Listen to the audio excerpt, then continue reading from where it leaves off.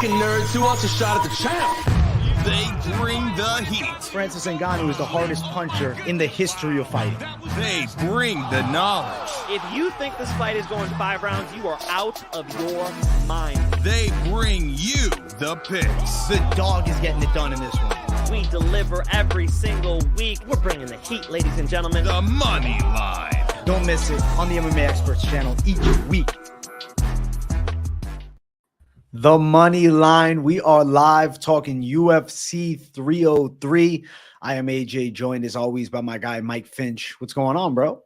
I'm grinning ear to ear because I hit the lock, the parlay, and Rob fucking Whitaker comes through. Come on, man. That was a sick card. Saudi Arabia was entertained. And you know what else I'm thinking coming into this? I'm thinking the whole world needs to take a pause and take a look at how AJ got Volkov. That was a nasty pick. You had to stick your neck out for that one.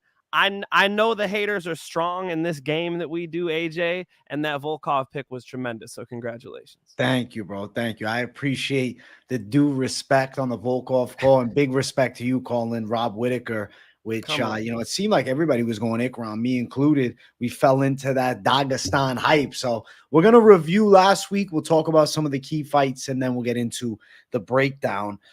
Rob Whitaker looked like the former world champ, and he looks like he might be ready to challenge for a belt with the way he dispatched of Ikram Aliaskarov. I think he looked more on point than he has in a long time. The hand speed, the pressure, the shots. I mean, he looked like the Rob Whitaker of old, and there was like a lot of question marks around him potentially being washed with the DDP fight, and then an okay performance with Paulo Costa, but this was like a god-tier beating that he put on Ikram Aliaskarov. And it begs the question, what do you do with Rob Whitaker now? Because obviously Sean Strickland has said he wants to wait for a title fight, but who would say no to Strickland Whitaker? Like, that's the fight I want to see. I'm saying, isn't that, I thought I only came up with that. No, I'm just kidding. Isn't that a good fight? Sean Strickland versus Rob Whitaker? That's a phenomenal matchup, man. That's just a fun one, especially this Rob Whitaker. Especially this guy who just outstruck Paulo Costa and then comes out there and knocks out Ikram Aliaskarov. Major statement, man. Hot on the trigger. He was light on his feet. He looked good out there, and he was ready to pull the trigger on a Khamzat. I really think the biggest factor ended up being the thing I put my finger on, which is that Rob Whitaker trained for Khamzat Chimaev. He was ready for moments. He was ready to slam a right hand in there. He knew he needed to fight fast, take advantage of the time he had on the feet. And Ikram Aliaskarov was getting ready for a jiu-jitsu guy the week before, so he had to cut weight twice, traveling across the world. He thought he was fighting in Vegas. It's just those factors add up, and that's why you saw Ikram get knocked out for the second time in his life. First time, of course, was Khamzat, and now when he fills in for Khamzat, he suffers the same fate. Rob Whitaker looked tremendous. Him in a title fight makes sense. Him and crazy ass Sean Strickland makes sense. Sign me up for all of it. Who knows what they're going to do with that division now that they already announced Israel Adesanya coming back. And man, I think Israel Adesanya and Duplessis is tremendous, but Izzy kind of spoiled the party, man. Like the middleweight division just got hot, and now my man comes off the sidelines. I think Izzy jumped in at the perfect time. As if he would have wanted to wait a little longer, then you got a line adding up. Oh, exactly. He couldn't have waited another month. No, it was now or never. And I think the proposition was probably, listen, you take it now or we're doing Strickland. Strickland said he's going to wait, but shit, the Rob Whitaker fight with Sean Strickland, that could be a special 5-round co-main event. That could be a fight night main event. There's so many things you can do with it. And I know that many will say, but Strickland deserves to get a rematch with DDP or Adesanya. Obviously, he beat Adesanya, and then the DDP fight was close. It's just Rob Whitaker was so damn convincing this Saturday that he's really starting to stir the pot of questions. Like, maybe we do Whitaker versus Strickland, and it'd be hard for me to say no to that. But my thought process is this. If they don't do Strickland Whitaker wants a quick turnaround, who's the guy then? Are we going to do Nasruddin Imavov? That doesn't really move the needle for me. I don't think he deserves that fight. Khamzat Chimaev is said to not be fighting, anywhere but Abu Dhabi. I'm hearing from Dana White. They want to set him up there if he's healthy. They're not going to say, oh, Khamzat, we'll do it in August now. they need to make sure Khamzat's ready to rock. So we're in an interesting predicament for Rob Whittaker with this win. But you know what? Even though Sean Strickland arguably is deserving of a world title shot right now and should probably be ahead of Adesanya due to what he's done inside of the octagon, him and Rob Whittaker is a legacy fight. I mean, shit. Rob Whittaker is the former champ. Rob Whittaker has a saga with Adesanya. Yeah, he lost both, but the last time was competitive. Yeah, the DDP fight, he kind of sold and he got his ass kicked. But I'm still down as hell for him and Strickland. So I'm going to push for it. But does it make sense for Rob Whittaker? AJ, if you are Rob Whittaker's manager, are you taking the Sean Strickland fight? I think you have to, because I don't think he's getting a title shot anytime soon if he doesn't, right? Let's say this scenario works out. Adesanya beats DDP. Strickland, Adesanya 2. DDP beats Adesanya. Strickland versus DDP 2. Strickland's definitely got a lock spot in line. It just is dependent upon, does the UFC have a willingness to risk their number one contender and match make the Whittaker fight? Because if Whittaker doesn't get the Strickland fight, he's in a spot because, like, I've looked at the middleweight rankings and I'm asking myself these questions. I'm like, the only other 2 fights that would make sense outside of Strickland would be Nasruddin Imavov, which I don't think moves the needle, or Khamzat Chimaev. And Khamzat Chimaev, we don't know when he's ready to come back. Double A dropping in with the first dono tonight. Thank you, Double A. He says Rob and Sean should both be tittle challengers. We can't have the contenders wipe each other out all the time. Then people say the champ cleaned the division. I mean, it's a deep division right now, Double A. So I get what you and AJ are saying. It does make sense. Rob Whittaker being the former champ coming off of that performance, I see his argument. It's an interesting spot, AJ. What do you think? I think I'm going to give him Strickland because, like, you could say Strickland deserves it because of the DDP performance. And then you can say, obviously, the Adesanya win. Not to, like, try to compare apples to oranges, but Strickland beat the guy who beat Whittaker twice in Adesanya and was close with DDP, who really beat Rob Whittaker up pretty bad. But that doesn't mean that in the fight it will play out as such. Just, I don't know. I just think there's a possibility that that's it. If not, it's going to be Ikram Aliskerov. Or excuse me, it's going to be Nasruddin Imavov, not Ikram Aliskerov. I think Ikram needs to bounce back a little bit, AJ. I feel like Ikram, wake up. You're getting a title shot. I'm just kidding. All respect to Ikram. But yeah, he got lit up like a Christmas tree. Cool position for Rob Whittaker to be in. He's a hot prospect. Unfortunately for Rob, his timing could not have been worse. Yeah. Interesting. We shall see what unfolds. I trust the UFC will make some magic happen. Good call on Whittaker, Finch, man. You get the respect from me, my brother. Let's go. Thank you. Let's go, Rob. That was sick, dude. A first-round knockout? Come on, that even surprised me. That was sick. Volkov, Pavlovich. This was my pick of the fucking year so far.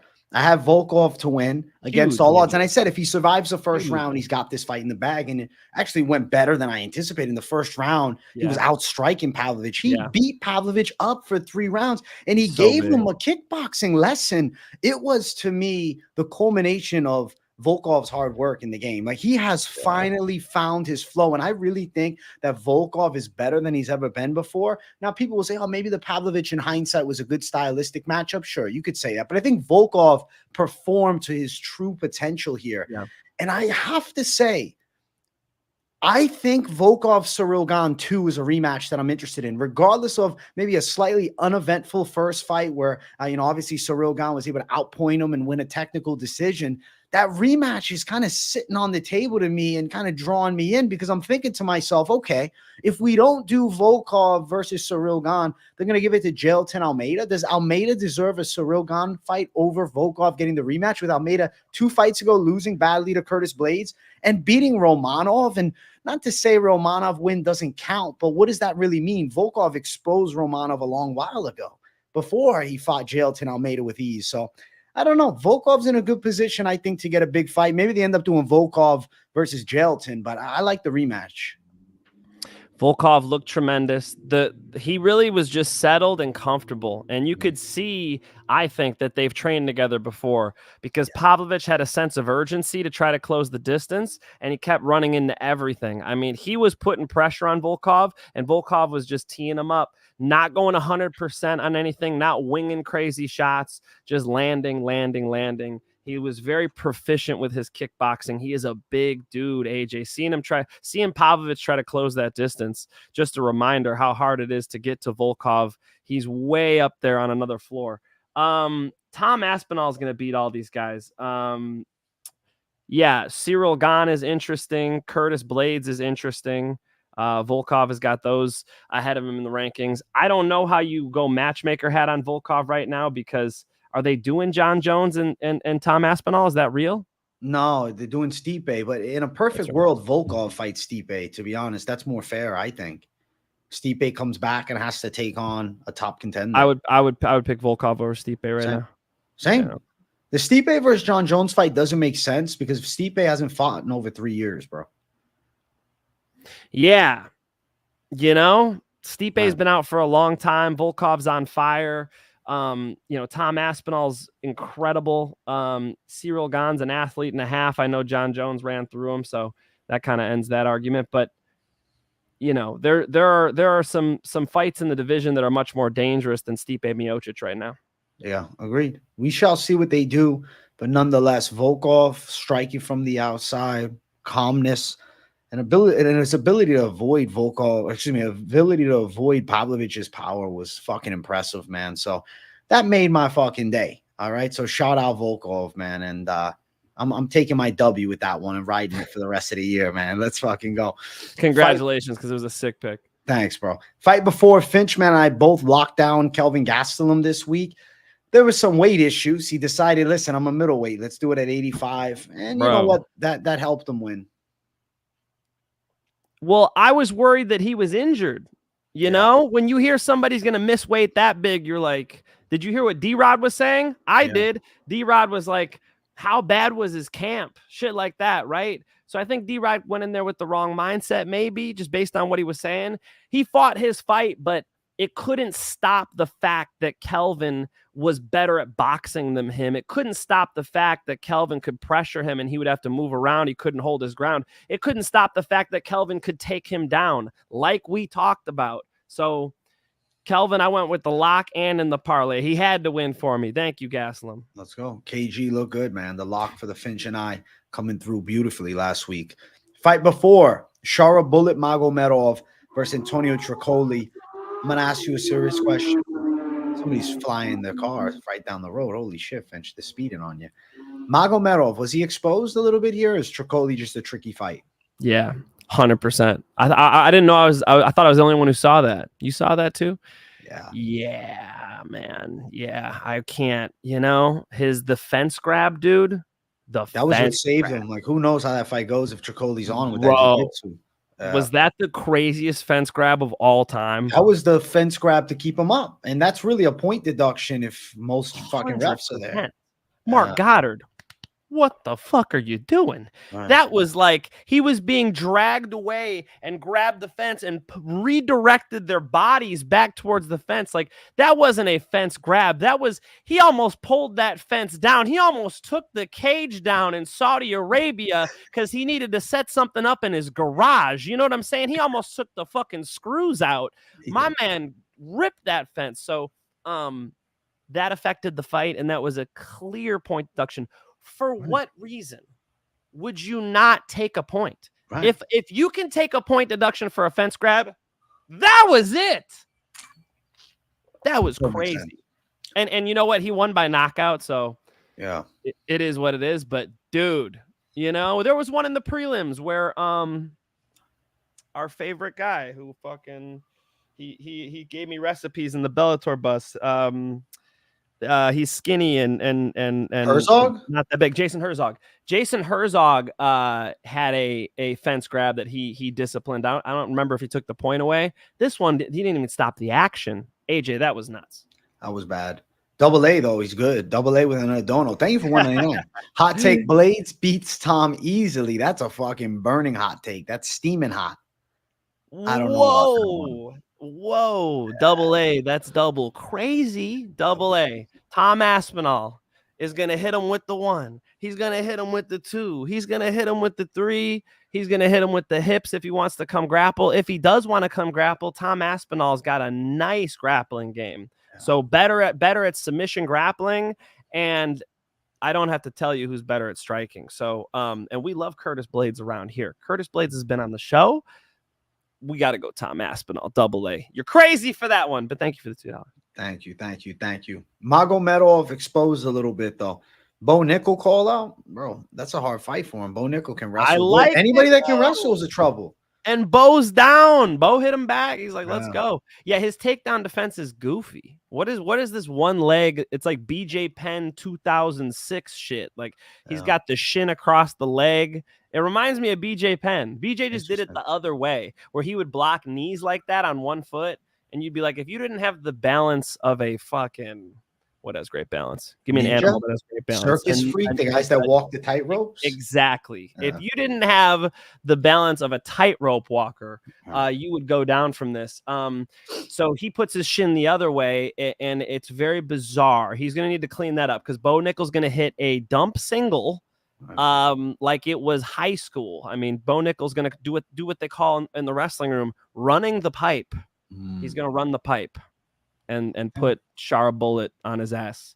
I think so. So Bo Nickel lock over Shara. He should not do that, but that's what'll happen. I wonder. Yeah, Shara's in a weird spot, man. He's got the look, but I think the skills are okay. But I don't. Tricoli punched him in the face hard a couple times in the first round too with straight shots. Tricoli looked good for himself. I mean, he definitely secured a spot in the UFC, so he's got to be happy with that. Mitchell, I should have a fighter on the show soon. We'll see what we could do for you. We'll see what we could do. I want Johnny Walker, bro. You had to bring up Johnny Walker. We'll talk about it in a second. That's the fight. That's the fight we're getting into right now. So Johnny Walker, I got to say, I'm a hardcore Johnny Walker fan, regardless of outcomes, but Ozdemir fucking slapped him. Ozdemir looked terrifying with his hands. The boxing was dangerous. Bullied him. Walker couldn't keep him away. Yeah, Ozdemir looked like a god. Ozdemir looks scary, bro. If you told me Ozdemir's fighting Jamal Hill, I'm not confident Jamal Hill beats Volkan Ozdemir. Right.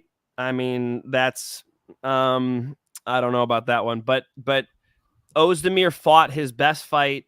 It was like he brought his best qualities out. Like Johnny Walker, fighting Johnny Walker made him think, I'm hunting for this chin. I'm sitting down on my punches. I'm walking forward. Like it just brought the best qualities out of Volkan Ozdemir. Props to him, man. Big KO. Big KO. Sick win. Flat. Volkan, but I'm still a Walker fan forever. I don't For care. sure, but bro, you know, the no chin thing really did happen, you know? So sad. Folks who are on the no chin bandwagon, dub for y'all. Smart. Fight before Nasrat Haqparast, Jared Gordon. It was pretty close, man. Toss-up decision at the end. I don't know. People have used the word robbery. I'm not going to say robbery. It was tit for tat. How are you going to call that a robbery? It's up to Gordon to do something then. Right. You know? Did he make that definitive? No. I think Nasrat edged him out. Disappointing. Like a little bit. It was close. It was competitive. Good fight. Jared Gordon, you know what? Regardless of outcome, win, lose, or draw, he does well for himself because he brings entertaining fights pretty much every damn time. And he's close with these good guys. Like Haqparast, say what you want about him. He's pretty good. He's you know, he's emerging. He's 28. He's in his fucking prime. And Gordon's still competing with these guys. So, you know, obviously a loss on the record, but it doesn't hurt Gordon's stock that much per se, as close as it was. Gordon can't fight Nasrat's fight. I mean, I just feel like he just kickboxed with him too much. I don't know. At Nasrat's range, he was kind of right at the end of Nasrat's punches. He would have to be the one to kind of lunge in. Yeah, Nasrat looked good. He did his thing. Fight before, Naimov Lima. Let's just round of applause Lima. Philippe Lima is one of the most badass prospects in the game right now. To debut and win against Naimov is a massive fucking win. Naimov is a win over Nathaniel Wood. He looked fucking great, dude. He looked great. This guy might be a future champion, bro. Yeah, he looks like he's a bantamweight fighting at 45. Mobile. Came in there firing on all cylinders, man. Yeah, it was impressive. Look comfortable. Man. Look more comfortable than I thought he'd be in that spotlight. Saudi Arabia, short notice, up a weight class, bro. He fought his best fight. He looked really smooth under pressure. So note taken, lesson learned. Got it. Lima, it comes prepared when the lights are on. Yeah, he does. Fakhretdinov Dalby fight before, another damn close one. I knew the odds were too damn wide in comparison to what this fight would look like, and it honestly went exactly as such, man. The odds were a tad bit too wide for a fight that was really competitive. Dalby was close, but at the end of the day, loses on a close split decision, isn't able to emerge in that top 15. But what this does for me is give me reassurance that Rinat Fakhretdinov is not the future of the welterweight division. He's good. He can win some fights. But as he really emerges into the top 15, the true competitors there, I do think that the Zaleski fight told us a lot, and this one tells us more. He's right at 15. Fakhretdinov was able to out-wrestle Dalby. That was the key. Dalby could not be sitting on his ass with his legs wrapped up that much. Anakin Skywalker, okay? Dalby can't be held on the fence that much. He didn't do enough damage to be able to get that on the scorecards, man. I think that you just have to be able to get Fakhretdinov off you a little better than that. You saw the deep breaths Dalby was taking. Man, he is like, the way he pumps oxygen to his muscles through this deep breathing in the clinch is bizarre. He always sounds exhausted, but you could tell he's doing it on purpose. Like he's taking these huge gasps of air. Sounds like he's like terrified. Fakhretdinov did his thing. He sucked the energy out of Dalby, even when Dalby's one of the most energetic guys, you know. And you guys saw that Bonfim slowed down and Dalby took over. That's what he does. He couldn't do that in this fight because of Fakhretdinov's grappling. And then Fakhretdinov can kickbox with him too. So good fight. Fakhretdinov did the thing. That's why he was in my 5 picks on my channel. That's why Fakhretdinov is a more bettable guy. It's because he has another aspect to the game. So when the kickboxing gets close, he's got that option. He's a more bettable guy than Dalby, even though it was close. Let's go. Fight before, Muin Gafurov versus Kang. Gafurov outworked him. Gafurov outdogged him. Gafurov landed some big shots and got a deserving win, I think, at the end of it. Yeah, man. Gafurov looked good. Yeah, Kang got takedowns, bro. Kang was landing takedowns. He had mount, but then he was getting punched in the face hard. He didn't do damage. You know, that was his biggest fall, is that he didn't damage Gafurov. And Gafurov is finishing the fight in damaging positions, finishing the second round. Kang's got great mount, but he doesn't do anything. Right. You have to posture up and make it count. You have to use your legs. Like Khabib says, ride like horse. You use your legs like you ride a horse, and then you have your hands free. And Kang was not doing that. Kang's hands were on the mat. Kang's hands were busy grappling. They have to be busy striking. And guess what else, Kang? You have elbows. So he got to some key positions but didn't use them. It's exactly right. He let him off the hook. And quickly fights before. Gadzhi Asulov close, but still pulled through against a real game, Brenson Hibero. It is what it is. Brenson Hibero, power can't carry you all the time, man. He needs a more well-rounded game. And then fight before, road to UFC, Chang Ho Lee with a real close split, man. I thought it could have went either way at the end of it. Good fight, though. And that's why we avoided betting on this fight. Yeah, let's go. We're going to get into the breakdown. That was UFC Saudi Arabia. It's time for the UFC 303 picks to begin. So make sure you all watching, smash the likes, and if you're new, subscribe. Starting the card, we got Ricky Simón versus Vinicius Oliveira. I'm really excited for this fight, Finch. And I think that Vinicius Oliveira can do more damage in this fight. I see this guy staring into my soul, right? I feel like I look at this fight as a tale of two fights, really. Yes, Ricky Simón, pressure, wrestle, control, do it for 3 rounds, possibility.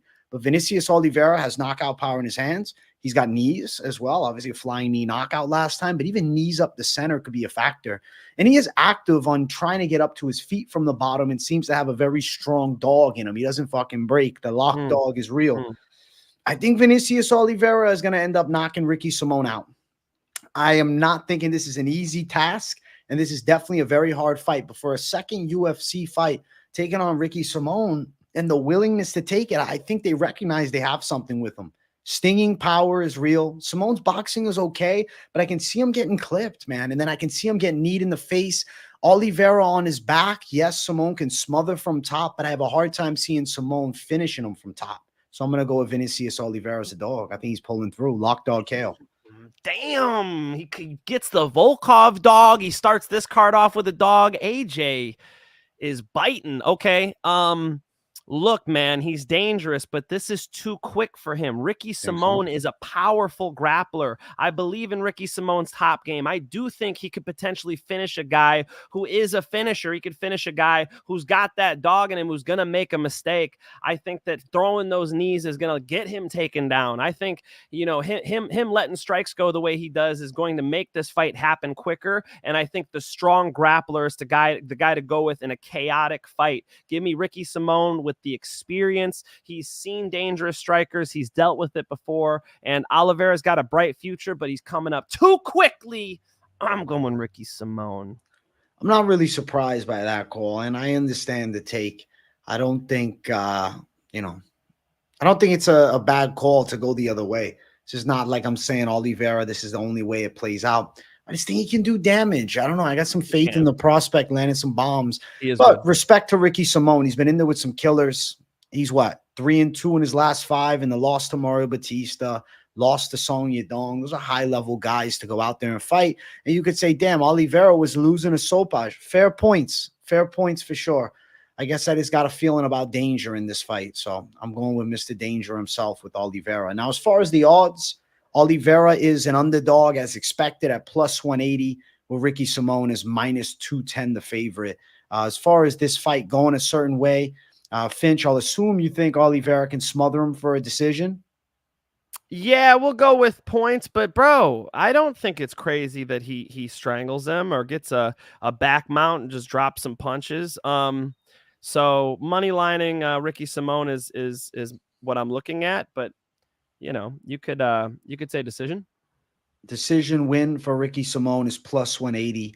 And then an Oliveira win inside distance plus 210. If you're touching Oliveira, you're probably going straight underdog. And then Ricky Simón, I mean, you could go dog. He's 2-1. We'll see what happens, man. I don't know. I just think Paco said he likes Oliveira inside distance, no action. I think that is the value bet for this fight. There's Paco's call right there. It's a money call. All right. Inside distance decision, no action. I mean, if you want to get crazy with it, you could throw a little something at it. But, bro, there's so many good bets on this fight. I might even not bet on this fight. Next. Yeah, I don't blame you. Let's keep running. Or let's try to keep running. I don't know. UFC 302, second fight. I can't find the card. Where the hell is it? 303. 302. 302. 5, 6. This is what happens. I do it on the fly sometimes, and these things they don't get uploaded. Give me 1 second here. I got to get. Oh, you're all good. I'll entertain the fans. We got it right here. Don't worry. But say something, Finch. No, we're good. Now, what I'm going to say is next up is Carlos Hernandez versus Rei Tsuruya. Listen, this is a clean Rei Tsuruya win. The guy's jiu-jitsu is off the fucking chain. He can wrestle all night long, and Carlos Hernandez doesn't have the knockout power to flatten him. Hernandez could make it tough. Maybe he survives to the decision, but Tsuruya's creative. What he does is he neck cranks everybody from all different positions. Tsuruya is a special guy, man. He burst onto the scene with the road to the UFC, getting the win in the tournament, and I think that Carlos Hernandez is running into a Japanese star on the come up, man. I'm going Tsuruya. I am going to call the finish. I'm going to say he gets the submission. Wouldn't be crazy if he goes long because there are comparisons between Mark Climaco and Carlos Hernandez as far as their frame and ability to scramble. And he went distance with Tsuruya on that road to UFC. But I think that potentially Tsuruya is locking one up on him. So I am going to lean him, and I'm going with the 22-year-old Savage. I'm going with the plus 310 underdog, Carlos Hernandez. And the reason why is because these road to UFC guys have never fought anybody. It's this kind of a similar thing we were saying about Ikram Aliskerov. Like, you come up too quick, we can't have confidence in you. For somebody to be a 4-1 favorite when he doesn't have the striking to deal with Hernandez could dot him up and defend takedowns. I mean, it's probably close to a 50-50 fight in my head. So why not go Carlos Hernandez when the odds are that wide? I think he's going to get, he's going to run into a guy in the UFC who's fought UFC caliber competition, who is going to be able to, escape some situations and strike on the feet, technically sound. And you guys I've watched Carlos Hernandez fight for a long time. He's a very technical striker. and I do believe that that he's going to be able to outstrike this kid. With that being said, there is a skill gap difference on the ground. I mean, he could get subbed, but I mean, he's already gray. He looks kind of lifeless right here. I feel like he's not bringing it. Like, give me Hernandez. Give me Hernandez. Split decision for the big dog money. All right, Finchman going big dog money. So Finch, you're right now picking against the prospects in the first two. I respect it, man. Who is he beat? Let's look at a couple of Rei Tsuruya's opponents. Okay, he fought 11-10 Taiki Akiba. Okay, that was a while ago. He's fighting was it 4 or 5 fights ago? Okay, and then after that 18-7. And then he fought a couple of guys, but these guys, I'm looking at their records. They've never fought outside of Japan. I just don't know what, the competition is. I guess Mark fought out of Japan. Mark Climaco fought out of Japan. Climaco was a tough fight for him. And it was a fucking split decision. Yeah. So, it was a decision. So I don't know if he's that level, man. I feel like Carlos Hernandez has a path here. It's close to a 50-50 fight. Don't bet your fucking house. Don't bet the house. I saw somebody said, I bet my house on Rob Whittaker. Like, good for you. Okay, but don't do that again. Okay, don't bet the fucking house. But it's interesting, especially at those odds. Odds for the fight, Tsuruya -500, Hernandez +375. I think Tsuruya subs him. That's +165. Finchman going Hernandez by decision. That's +650. I think Tsuruya is a high confidence call for me, man. I think the guy's good, but I understand though with the odds too. You could sub him in the first round. I feel you. I understand. I respect the underdog savagery though, man. I mean, I got to remember that Hernandez is an Illinois guy though. I forgot about that too. I'm biased. Yeah, low key. If in a kickboxing match, Hernandez dominates him. So it's all about the takedown.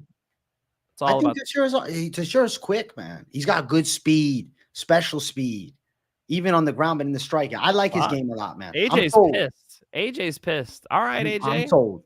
Yo, I'm tripping. My bad, guys. Listen, if this turns out to be on the money, though, Finch, Hernandez comes through, I'm going to call you right away. That's fine. You can do it. On the stream, we'll put him on speakerphone. Let's go. Finchman and I on the opposite ends on this one. I'm a little surprised. I won't lie to you, Finch, but let's keep running. Next fight on the card, we got Andre Arlovski versus Martin Buday. The oldest heavyweight, the fattest heavyweight. The fuck, man. You know what I'm doing with this fight? I'm going to turn the TV off and go make myself a fucking sandwich, bro. That's what I'm going to do during this fight. I'm joking. I'm not actually going to do it because honestly, I want to see how this plays out. As weird as it is, and this fight could be awkward, I'm picking Andre Arlovski, man. I think he wins a close decision, 29-28. Buday's slower than him. Yeah, he's bigger. But is he that good? Is Buday good? I asked myself this. Not really. Jake Collier completely sold against him and fell to the ground and then gave up his back. And I'm not saying that Jake Collier is some maestro. Arlovski barely beat Jake Collier. But I don't forget about the Lucas Drezhki fight that Buday got a robbery win on. Got destroyed by Gaziev. I mean, biggest win on his record, if you're really looking at it, is that debut against Chris Barnett. And then his win, 2 fights ago against Josh Parisian? It's just, if we're going distance, I think Arlovski gets a close decision. But, bro, he's fucking 45. And Buday is a former gamer that used to play 20 hours a day. This is just one of those fights. I don't know. The odds are too wide. -280 for Buday. I don't care if Arlovski's 60. I don't think Buday should be -280 as a favorite. I hear you on that. Those odds are not great. But Andre Arlovski he's getting the Joe Biden point where you go, hey, man, it's time to retire. And so I think I got to go with Buday. We have a dono in the chat. Happy Pride Month, Kevin El Basri. Thank you for coming out of the closet on the show. We appreciate that. Great time to be gay and watch Buday versus Arlovski. That is a very gay thought. Thank you so much, Kevin. Thank you for 1999. That's funny as shit. Thank you, man. Is that the gayest fight on this card? Is that maybe what would be the gayest fight on this card? I mean, now we gotta fucking look through it. I don't know. Macy Chiasson gay? Yeah, and Bueno Silva too. That's the gayest. And Bueno Silva. Kevin, you should have waited. Yeah. Kevin. All right. Happy Pride Month, Kevin. I mean, this fight here, I get why you're going Buday. He's fucking slow as molasses, bro. And he's obese. I don't like picking these obese heavyweights, man. And as much as Arlovski is fucking ancient, What a Arlovski, statement. I'm not going to touch him. What a statement. Oh my God. Pro sports. I don't like picking these obese heavyweights. That's crazy, man. Could you imagine saying that about another division? No, there's no other division you can be obese and be in the UFC. What the fuck? Some obese 205ers. Like, you can't be an obese 205er. They're gonna beat You your can ass. have a little pop belly, but you can't be fucking, you know what I'm saying? Who's got a pop belly at the top? DC? Is that what you're gonna go for? That's That's a six-pack in disguise. That's a six-pack true. with some KFC layers. That's all. True. That boy's strong as fuck. Yo, we He's got another not obese. Double A. Thank you for one night. Men's Mental Health Month. Thank you, bro. There we go. Just so you know, Kevin's joking around. I assume that he was. He's fucking around. He's But double A, that's like your third dono. So he's a generous you man. are double A. Triple A. Triple A. That's your third dono. Let's go. Let's go. Buday, because we can't be All betting right. on 45-year-old Andre Arlovski. Buday by knockout. Even if Not he's betting losing the fight, he'll get in there and land something silly. I think Andre Arlovski has a pathway to kickbox him up. Andre Arlovski's better, but you guys are saying Johnny Walker's chin. It's like, you're going to bet on Andre Arlovski then? I mean, you went to decision with Where's Waldo last time. That's true. That's a fair point. It's like, here's my brain is just like, damn, Where's Waldo's pretty slick, man. I don't know. It's a shit show. How long ago was that now? Not that long ago. What was it? It was 2024. It was 5 months ago. Damn, Andre. Andre's a fucking freak still fighting in the UFC, man. I'm going to stick with Buday, but I'm going to stay away, dude. I get it. This fight. Yeah, this fight is not really like go out and bet Arlovski. Plus 220 for the Pitbull, minus 260 for Buday. You got an over 2.5 at minus 165. Arlovski by decision at plus 250. Buday by decision plus 170. I mean, if you want to be a degenerate and go underdog Arlovski, but I don't know. I see him winning the decision. I see him touching him, but then again, Buday could just smother him with his fucking fat rolls and it's game, set, match.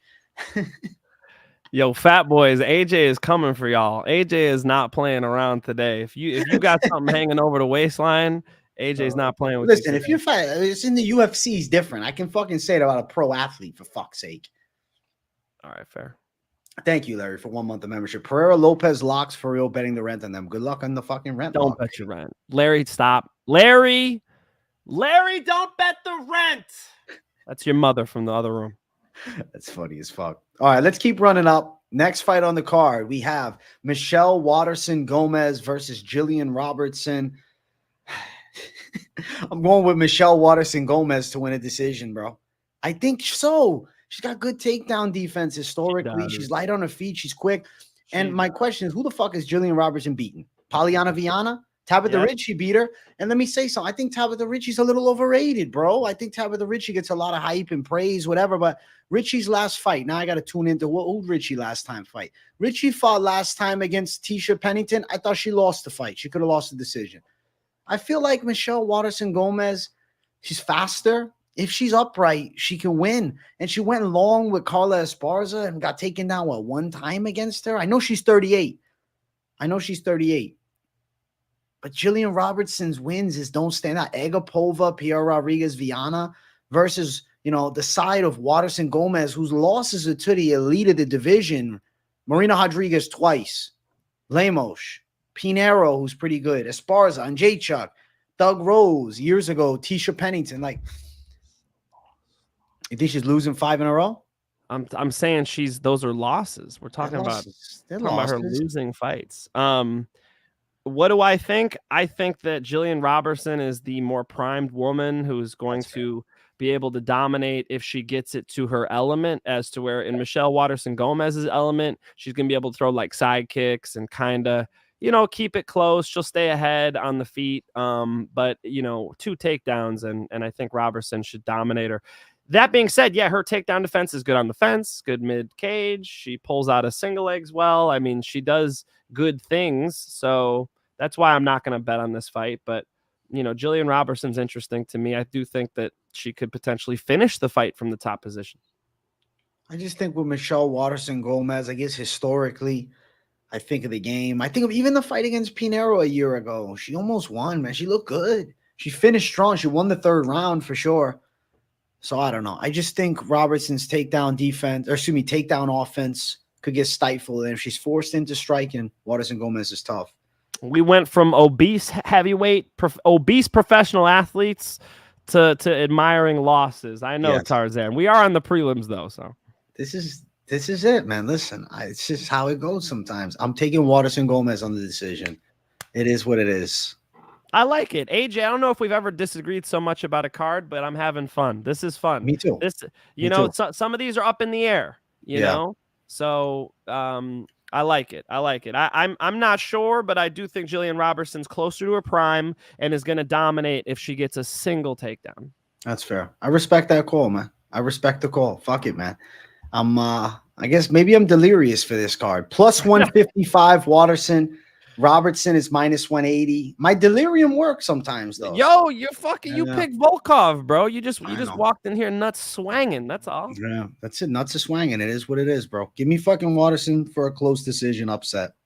Going to split with Pinheiro is a terrible look. AJ Robertson inside distance plus 155. Damn, you think she's gonna finish Michelle Waterson? Man, Waterson hasn't been tapped in fucking years. 2017. I guess she got fucked up bad by Marina Rodriguez, but Rodriguez is a killer, though. Thank you for the dono, Pick'em. I appreciate you. Thank you, Pick'em. I agree with you. Well, the inside distance call is the one. You went too hard on my boy AJ. Terrible. No, it's all good. It is. If it's wrong, it is terrible. So we'll find out on fight day.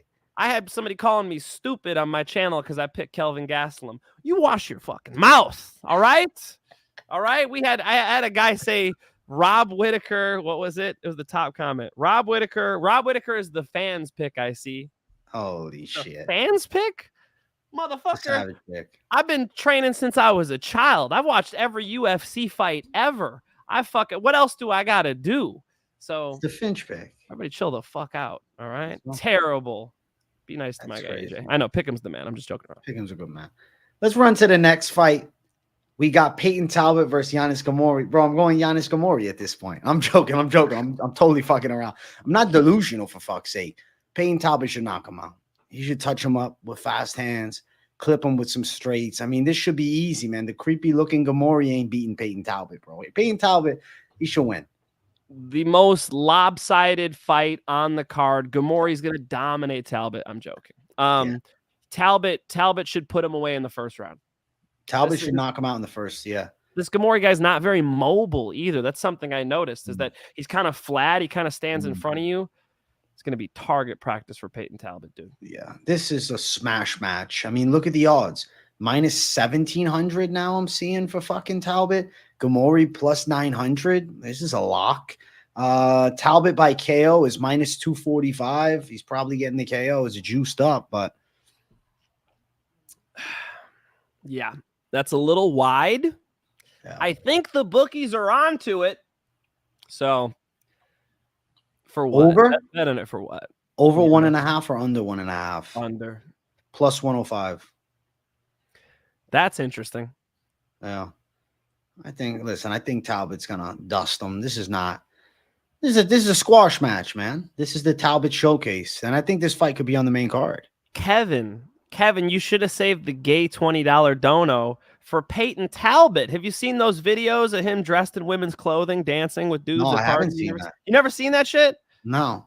Oh, Kevin, you should have saved this incredible dono for Payton Talbott, Kevin. That would have been the shit. Yeah, Kevin is the man who showed it to me. So that's funny as fuck. So yeah, he actually showed me this. I had no idea either. So Payton Talbott, happy Pride Month.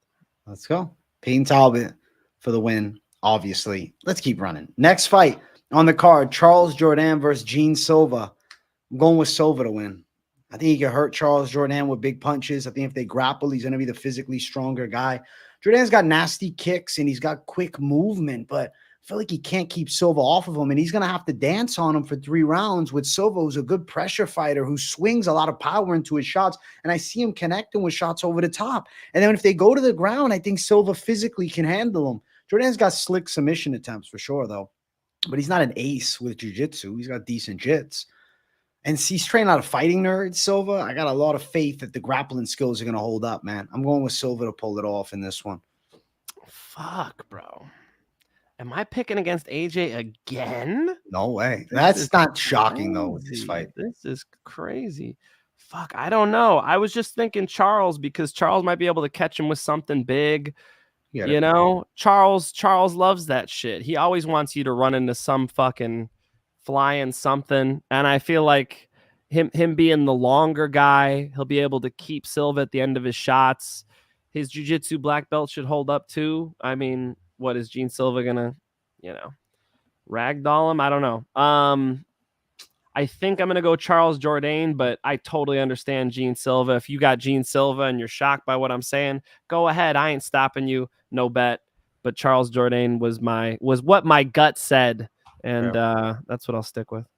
Well, the odds for the fight, Jourdain's close money, -119, Silva -101. Over 2.5, -150. I mean, I think there's a good chance it goes long. I like Gene Silva's style, man. I think Gene Silva's going to be in his face, hitting him hard. I think Jourdain's going to have to move on him a lot. I guess it's because we've seen Jourdain's level, 15-7. He's pretty good. Whereas Gene Silva, I mean, we don't know yet how far he can take it. He knocked out Weston Wilson. He beat Vallejos, was a good prospect. I think Fighting Nerd's got a good dude right here. I think Gene Silva, maybe on the cards, maybe knockout, either or. But slight underdog for Gene. Yeah, it's like even odds. So, if you guys feel like hitting it, go ahead. Ivan, welcome to the live. Welcome. He's got Jourdain by knee to the dome. That's what I'm saying. Jourdain by something. Give me something big. Okay? Maybe Jourdain could get a damn finish finally. Even if he just hurts him, I'll be happy. I like Jourdain in this matchup. Fuck it. All right. Respect, man. I'm going with Silva. Finch, man, going Jourdain. I don't think me and Finch have ever had disagreements this much. This is a record. We have to tally this one up.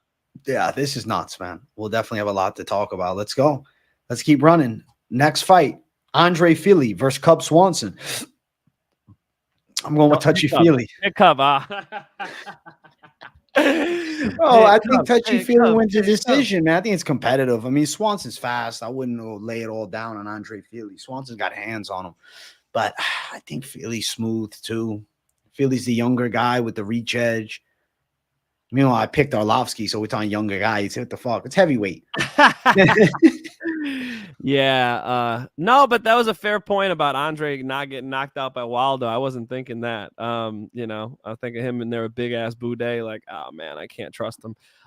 Listen, folks, Cub Swanson's good. Cub Swanson could have a fight with Fili for sure.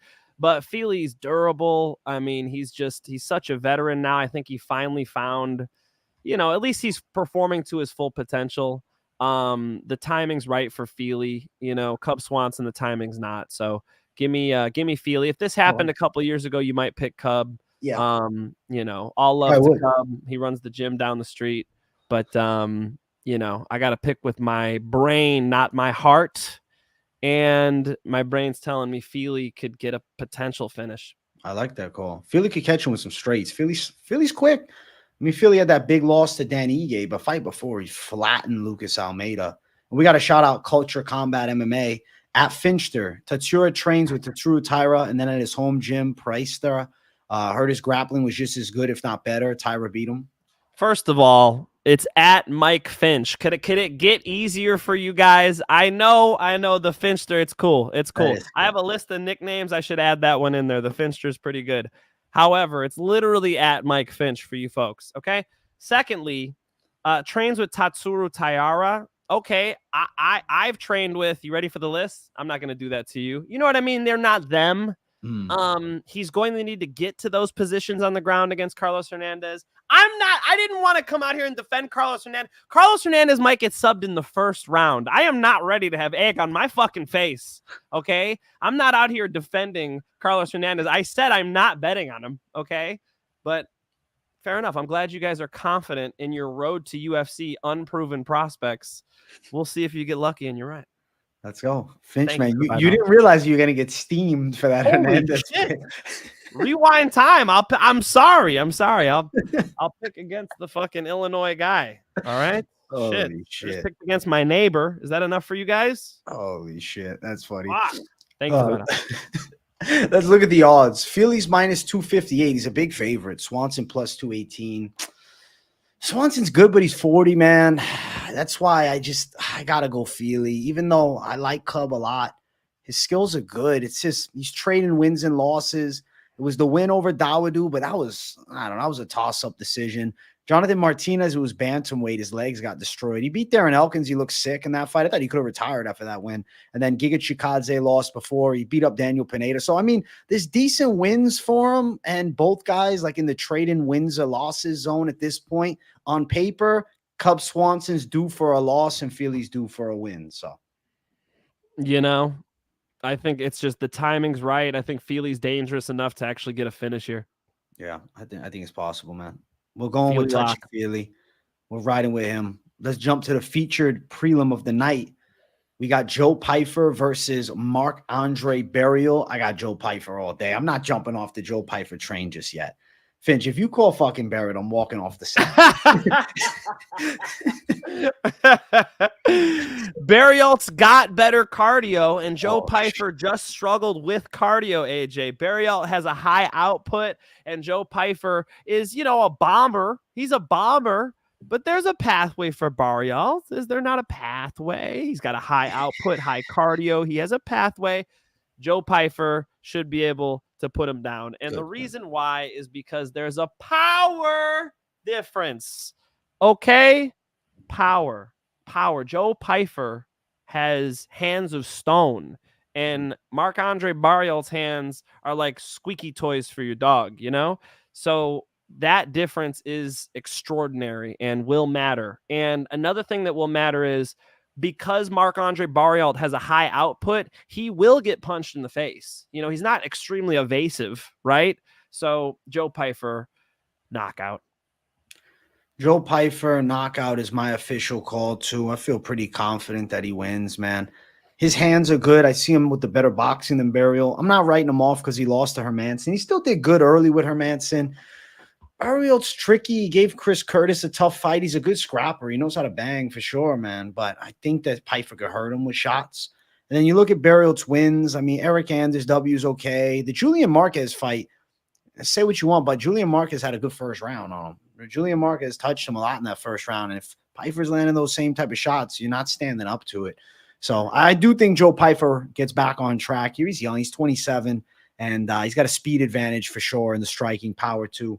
I think he's just a more clean boxer. And I think in a 3-round fight, Pyfer does well. With Hermanson, he lost because it's the 5 rounds. In a 3-round fight against Hermanson, he might win a 29-28 decision.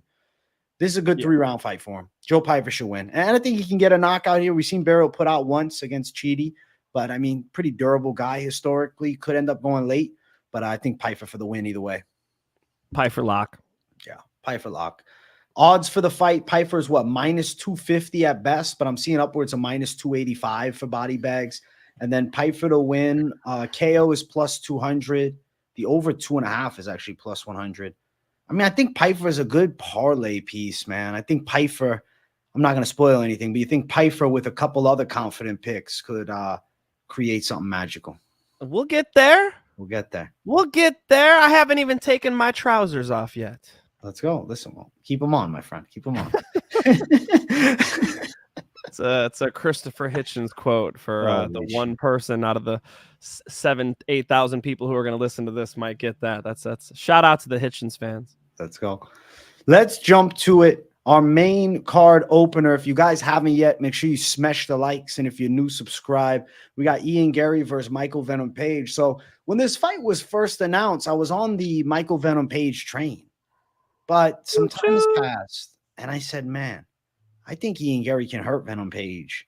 I think Ian Garry can kick that lead leg. I think he can punch him hard in the face. And an aspect of the game that originally I think I was overlooking is the potential for Garry to be in top position. Michael Venom Page, it's not that he has bad takedown defense, but Holland was on top of him in that fight. And I think that Ian Garry could potentially mix in some takedowns too. I like Gary's speed. I like Gary's boxing. And I think maybe Page plays a little too much. I can see Garry kicking him in the face. I got Ian Garry, folks. I think Ian Garry's better with these things, with the fisticuffs, okay? we saw what happened when MVP tried to throw hands. Mike Perry boxed him up, dude. Mike Perry bust his ass with some straight crosses and shit. He's way taller and longer than Mike Perry. He thought, man, this guy can't fight. I'm just going to go in there. It's what Jake Paul's making the same mistake right now.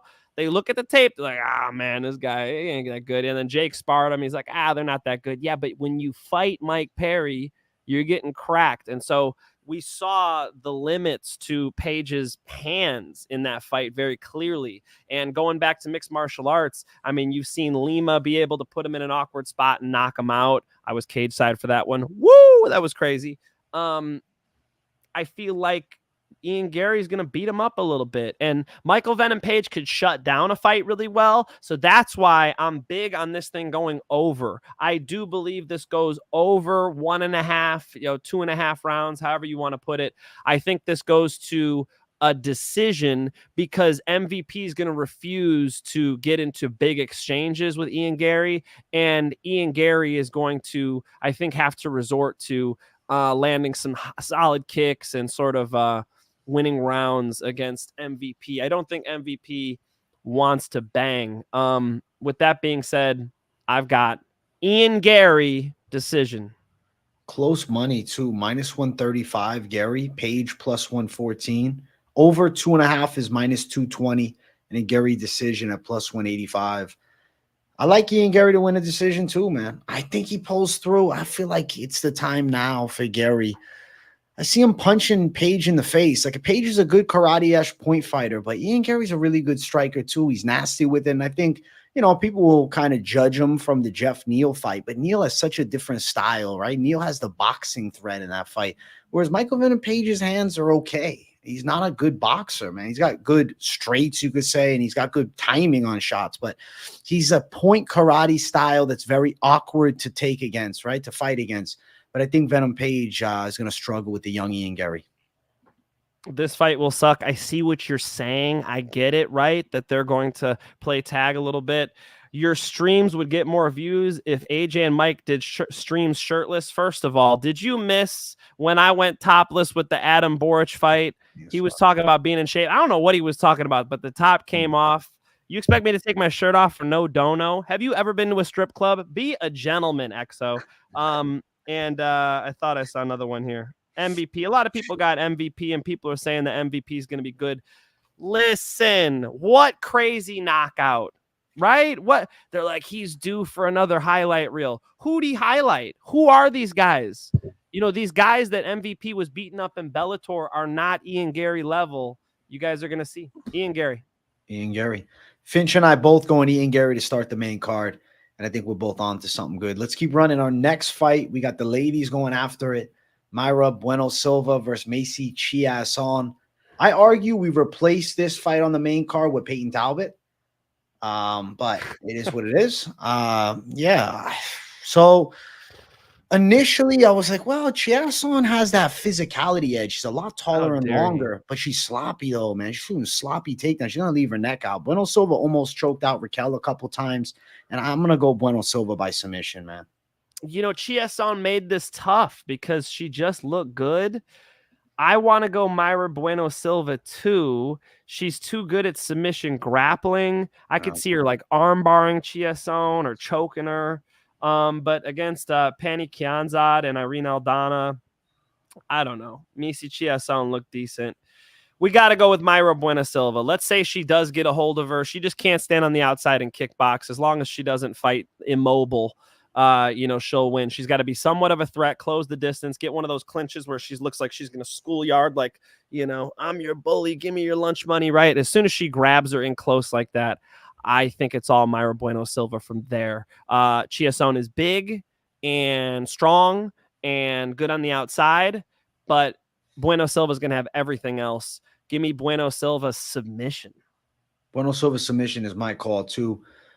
Moneyline odds are even, -110 on both sides, with Bueno Silva sub prop at +190. You surprised to see even odds here? Bueno Silva was surging. She topped out Holly Holm. Yeah. Honestly, is it bettable? Do we even tell people that?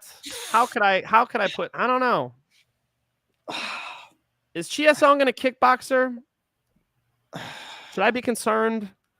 The thing is, Chiasson's sloppy, bro. She shoots takedowns bad, man. Sloppy Oh, she can't be takedowns. shooting. She doesn't have the option. You're gonna this get time. choked out. But the thing is, like, if you're striking with Bueno Silva, yeah, she could touch her off on the outside, but it's not like Bueno Silva's a horrible striker. It's not like And Bueno Chiasson's Silva extra just beat boxing. Holly Holm, who's the Right. fucking queen of striking on the outside. Right. Bueno Silva's an interesting one.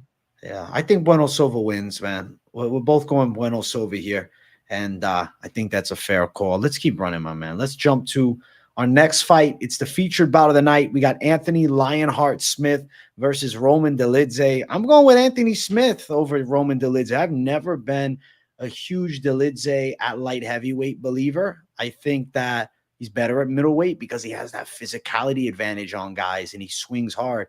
But he's a sloppy striker. There's openings for sure. Even though Anthony Smith has, struggled in some fights, like you got to look at matchup specific. Anthony Smith's losses, yeah, they come against Khalil Roundtree, who's a terrifying Muay Thai fighter, right? Lost to Johnny Walker on a decision. He got picked apart. Ankalaev has that bad fight with Ryan Spann. But all of the guys that you've seen Anthony Smith lose or struggle to, they have something Dolidze doesn't.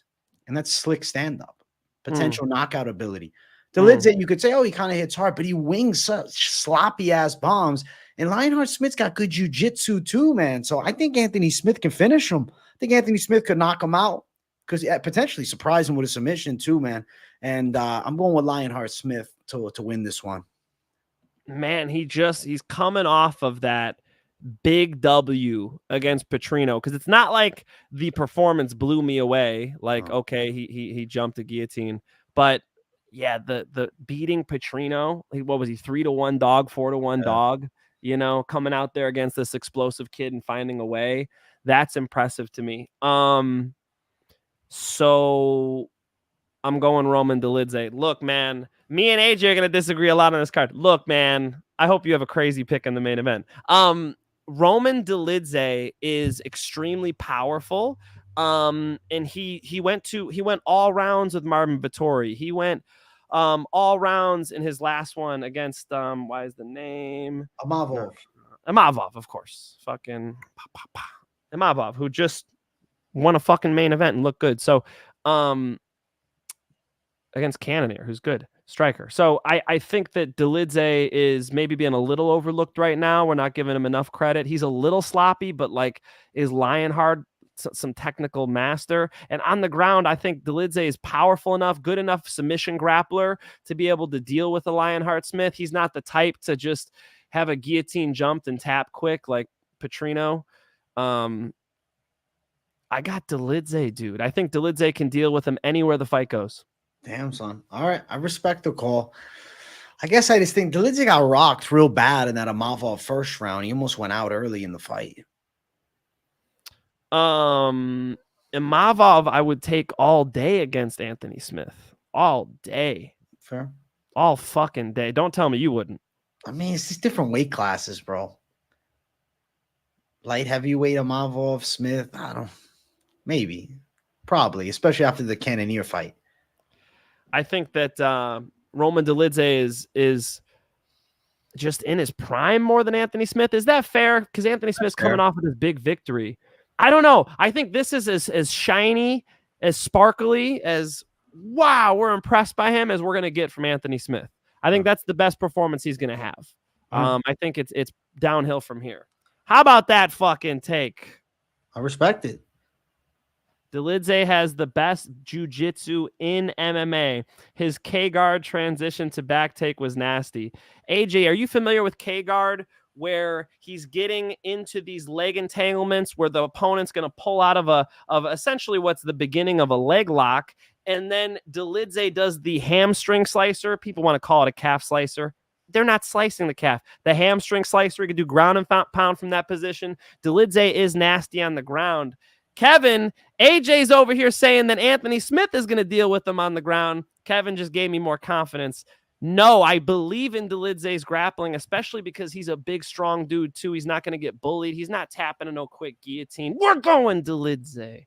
I respect the Dolidze call. He's the favorite, -142. Smith, the underdog, +122.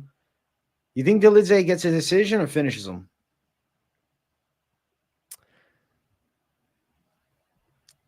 Fuck. It's a short notice spot too for both guys. So Dolidze, I just remember Dolidze against John Allen at fucking light heavyweight. He looked like shit. He's at light heavyweight. I don't think Dolidze is that good. Yeah, dude. I think Dolidze could get this shit done, man. Fuck, he was able to fucking finish Jack Hermanson in that fight, man. Dolidze delivers a TKO. Okay, he's doing it. All right. From ground and pound, fucking top position, ground and pound. He's got him in a full hamstring slicer, cranking the toes and shit, punching with the right hand. Dolidze finishes this thing on the ground. Okay, I respect the call, man. I'm gonna go Smith by KO. I'm gonna go against him, man. I think Smith can hurt him. It's gonna be an interesting never disagreed about more picks. This is fun. This is a crazy card. That's why. It's because they put it together last minute. They got chaos coming at us, but this is good. This is good. Me and Finch on opposite sides on the feature bout. It's time for the co-main event. We got Brian T. City Ortega versus Diego Lopes. Going with Diego Lopes in this one, Finch, man. Got that size advantage on him. He starts a lot faster than Brian Ortega. And another aspect, too, is the willingness to grapple, right? I don't think Diego Lopes will be fearing the Ortega grappling game. Lopes got good grappling, too.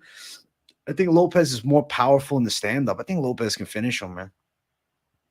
Lopes is dangerous with the stand-up. Make no mistake about it. But the last guy he lost to out-grappled him. I'm taking the underdog, Brian Ortega. I think that Brian Ortega, coming off of that last performance, has exactly the blueprint he needs to follow. He needs to use his weapons on the feet, set up that takedown, and once he gets the takedown, the fight could start going his way. I think he needs top position in this fight. That's key. And Diego Lopes, always being the more dangerous guy everywhere, finally has somebody who's going to be able to beat him on the ground. So this is going to turn into striker versus grappler, I think, quickly. And that means that that what Ortega needs is takedowns. I think he gets them. I think his wrestling's better than ever, training with Paul Herrera.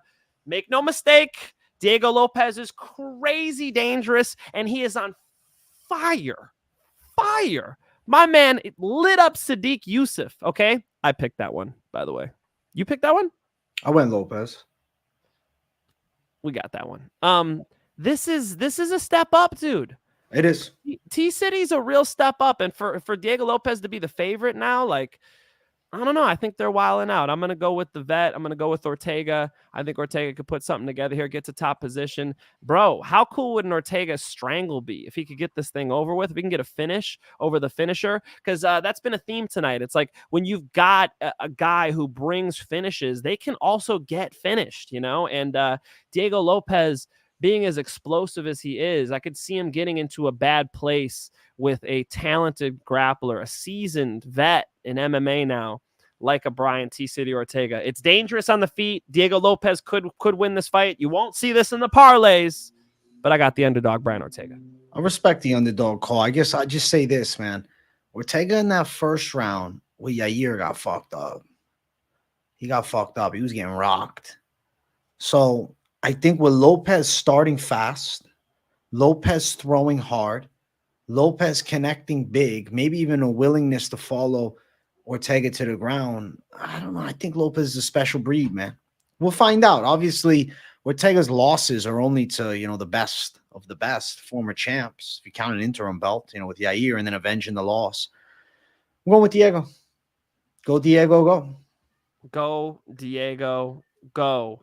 Wavy, who's a vet, has a question. He says, how is Brian Ortega going to sub Diego Lopes when Diego has more submissions than Brian Ortega? Well, Wavy, the answer is because the better submission artist is not determined by who has more submissions in mixed martial arts. Opponents matter. Competition outside of mixed martial arts matters. Skill level matters. There are a lot of factors that go in. And you're talking about a guy who was competing in jiu-jitsu as a young kid, started training at 13 years old, became a black belt, became, you know, already known on the jiu-jitsu scene first before coming into MMA. T-City is Triangle City. He's got a nice choke game. He's got a nasty guillotine game. He is dangerous, and we haven't seen Diego Lopes in this type of situation where he's got a guy who could potentially take him down and control him, but unless it's Mosar Evelev, which, oh, by the way, he lost to. I think a guy like Brian T. City Ortega can find a similar pathway to win this fight. I respect him, man. The Mozart fight was real short notice for him, and he gave Mozart hell. He did. He's good. He's good. If If Lopez wins, I'm not shocked. I'm not locking T City, but I'm finding myself defending him pretty hard here. But that's good. No, it's needed, bro. I respect the side of the underdog. Now, as far as the odds, close, but Ortega is plus money at plus 106 with Lopez at minus 126. Inside distance win for Lopez plus 115. Ortega inside distance plus 285. You think Ortega's subbing him, Finch? Is that your official pick? My official pick is Brian T. City Ortega. But is he subbing him? Should I go nuts? Am I out of my mind? Nah, bro. He just wins a decision. All right. He rides him out. Nunez's uncle says, Finch, you really wearing Versace right now? Mother effer, you've been gambling good, dog. First off, yes, I have been gambling good, okay? How many main events, how many, 4 out of 5, 5 out of 5 locks do I need to hit for you folks? And I brought the Versace glasses with me too, okay? Yes, these are prescription Versace glasses. Take a look, folks. Take a look, all right? I just bought myself a Tesla this month. I've lost my mind, folks. I've lost my mind. Finch, you getting the Tesla shirt? Should I? You should. This guy's rocking a Tesla shirt. Nah, man. Do I have a SpaceX shirt? I have a SpaceX hoodie. That's as far as I'll go. All right, I respect the SpaceX hoodie. Listen, we'll see what happens, man. We got opposite sides, being the Finch man on other ends with this one. But we still got one more fight. The main event of the evening. If you guys are watching and you haven't smashed the likes, what the hell are you doing? Smash the likes. What are you doing? If you're new, subscribe. Alex Pereira, Yuri Prochazka 2. I'm going with Payton by knockout. I'm not convinced that Yuri Prochazka can stop the leg kicks. And then you can say, oh, but he may try and wrestle here. My argument is Prochazka's game has never been a pressure wrestling style. And the last time out, Pereira survived Prochazka's top game and did find his way back up to the feet before the end of the round. I think that we're going to be striking. I think Pereira is going to be ripping the legs up. And I think this fight plays similar to what we saw last time out. I'm going Alex Pereira to win again by knockout. Woo! Short and sweet. Payton is the best striker in mixed martial arts right now. And you better be able to take him down if I'm going to pick you. If I'm picking you, you better be able to put that frickin' jiu-jitsu black belt who has no wrestling credentials on his butt. Okay? He fights hands well. On his back, he controls wrists. He slows a fight down. He does have some stand-ups. He remains very calm in his grappling. I like that he doesn't waste a lot of energy. My concern is takedowns with Prochazka. It's not striking, and this is why. I know there are some people who are going in. MMA Guru picked Yuri Prochazka this week, okay? I think that this idea, okay, and I'll go for Guru specifically, this idea that because Prochazka can make some chaos happen on the feet, that's a good thing for him, that because, he gets a little wild, that he's unorthodox, that's a good thing for him. You're up against the biggest nuclear weapon in the game right now. Fucking Alex Pereira puts people away, and Yuri Prochazka's too easy to hit. He's too easy to hit. Offensively, these guys are two of the best light heavyweights ever. Defensively, no. They're too easy to hit. And I'll take the iron chin.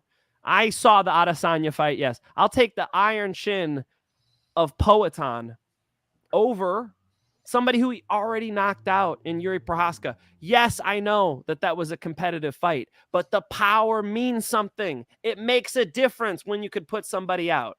Now, there are valid arguments to be made about, Payton not having a full training camp.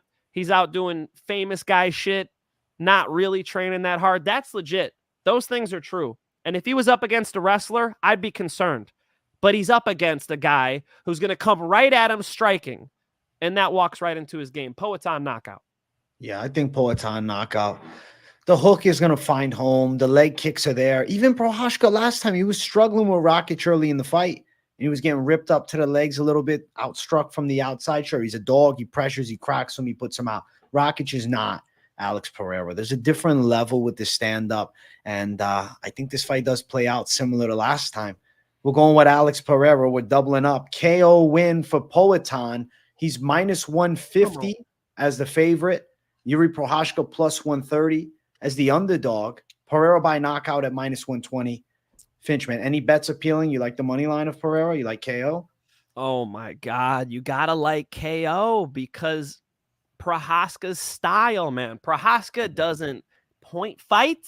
No. Prochazka doesn't go out here and play patty cake. He goes out and fights people. And when you go out and you get in a fight with Alex Pereira, you end up looking at the lights. Alex Pereira knockout is the way to go. Alex Pereira knockout, I think, is the way to go, too. It's close to even money. I think he finds Prochazka's chin in what's going to be an epic fight.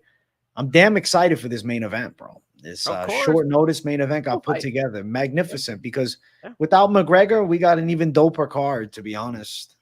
You know, I see people say Yuri Prochazka's gotten better. Make no mistake, this is the best both of these guys have looked, because you have to say the same thing about Alex Pereira, right? Yeah. Poatan's riding on one, okay? And he's coming in fresh, and I think he knows that this is a challenge. He knows better than all of us. He's been in there with Yuri Prochazka. He's too seasoned at this point, man. You know, you had to catch him on the come up. Now he's here. He's arrived. He's the man. I think he puts the stamp down again. It is crazy not coming in on a camp with a 5-round fight. I mean, that is crazy. And he's big as hell. So thank goodness it's at 205. He would not be able to make 185 to defend that belt.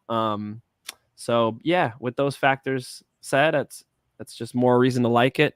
And respect to the biggest power puncher, you know, the light heavyweight division seen since, you know, Anthony Rumble Johnson and Chuck Liddell. Well, let's go. Poatan Pereira by KO is the pick for the Finchman and I both. Those are the predictions for the card, but we're not done yet because we got to talk about the lock of the night.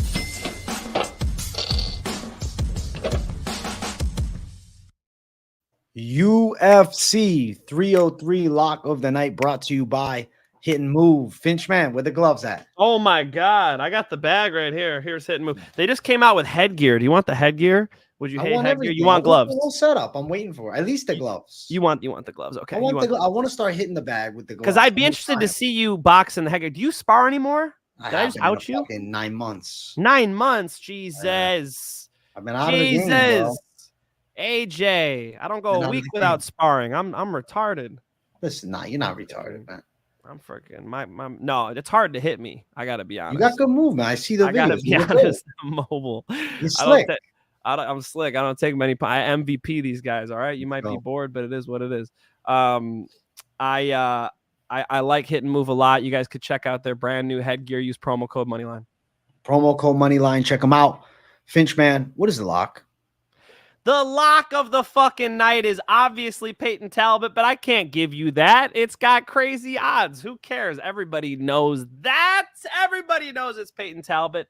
So I'll tell you what, the lock of the fucking night has got to be Ian Garry. The odds look good to me. The odds are close. I see MVP getting lots of respect. I get it, but it's going to be respect. If MVP fights his best fight, I think this is going to look like a close decision, type fight. And if Ian Garry fights his best fight, I think he's knocking him out. So we got to think Ian Garry gets this thing done. I'm gonna go for it. Ian Garry, lock of the night. I respect the Ian Garry lock talk, bro. I think that's a good call. I'm not as savage as you. I'm gonna have to go savage with the parlays.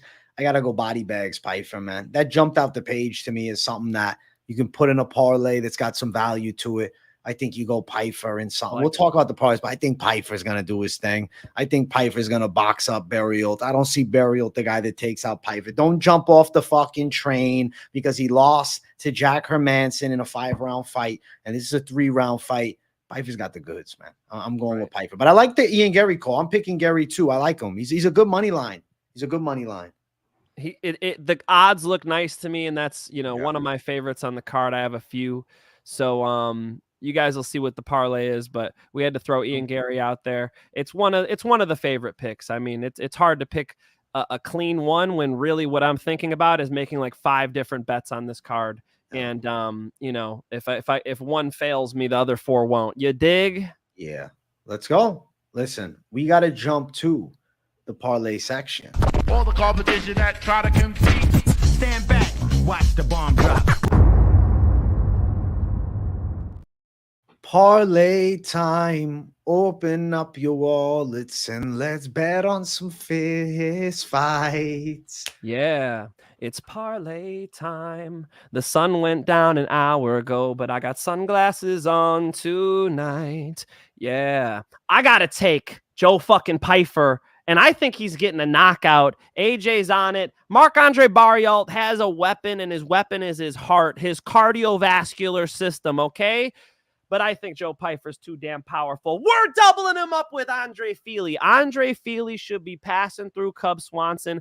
It's a cool matchup. It's a good fight, but we got to think the younger guy, the durable guy, a guy who's, you know, got all that Cub Swanson experience too, but is just closer to his prime. Give me Andre Fili, Joe Pyfer. I could get crazy and throw one more in there, but let me know what the odds are. So you're going Fili and Pyfer right now. We got Fili sitting at, what, minus 240-ish. Pyfer sitting at 275. You got minus 109. I like minus 109. We're cutting it right there. Fili and Pyfer get paid. I like that. I like Fili, Pyfer. I'm going to go a little different. I'm going to go Pyfer as well. I'm keeping the lock in it. I think you go Pyfer. I think my boy Tsuruya is the next coming of something special, man. And I think he's got a good chance. And I think you add in Payton Talbott, it's minus 130. It gives you 20 points down if you do. I'm going with those 3 all together for a lock, man. That's going to hit. Boom, boom. Folks, this is not financial advice, but I do like these locks and parlays you just heard. And it's coming off of a dub week, man. We're on fire. How many fucking main events do I kind of call for you guys? I didn't even throw it in there. I hit the parlay last week, nice and fat. That felt great. What's that? You're the main event man, bro. You're killing the main events. I'm fucking, you know what they call me? I'm like the main event Brick City, bro. Somebody fact check me. What's that?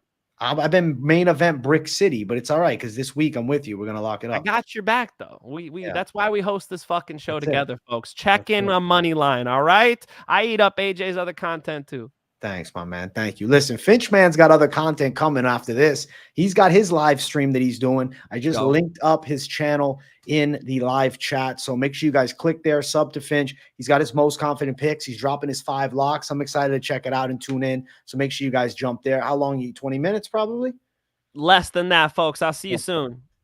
Thank you guys for watching another episode of Moneyline. Make sure you all smash the hell out of the likes. And if you're new, subscribe it up. I hope you guys enjoyed not only the money line today, but also the live stream Q&A, and then content coming at you guys tomorrow with a live stream. And I might be concocting a special video to drop. So keep your eyes peeled on the channel. Thanks for tuning in, everybody. And I'll see you all in the next one. Peace out.